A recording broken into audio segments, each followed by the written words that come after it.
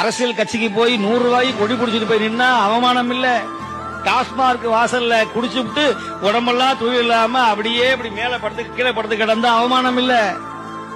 கெட்ட வார்த்தை பேசினா அவமானம் இல்ல, புரளி பேசினா அவமானம் இல்ல.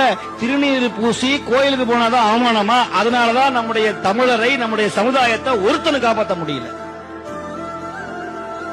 ஹிந்துவா பிறந்தீங்கன்னா பக்தியோட இருக்கணும், கோயிலுக்கு போகணும், திருநீர் பூசணும், ருத்ராட்சம் தரிக்கணும், சந்தனம் வைக்கணும், பூ வைக்கணும், நம்முடைய சமயத்தை பாதுகாக்கணும், கோயிலுக்கு போகணும், குலதெய்வம் கோயிலுக்கு போகணும், குலதெய்வத்தை மறந்துடக்கூடாது.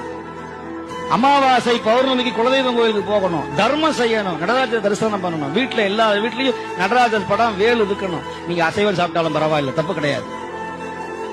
உங்க பூசைகளை சாமியை வைங்க, பயப்படாதீங்க, பயப்படாதீங்க, யாருக்கும் பயப்படாதீங்க. காலம் மாறும், காலம் மாறும், இது சத்தியம்.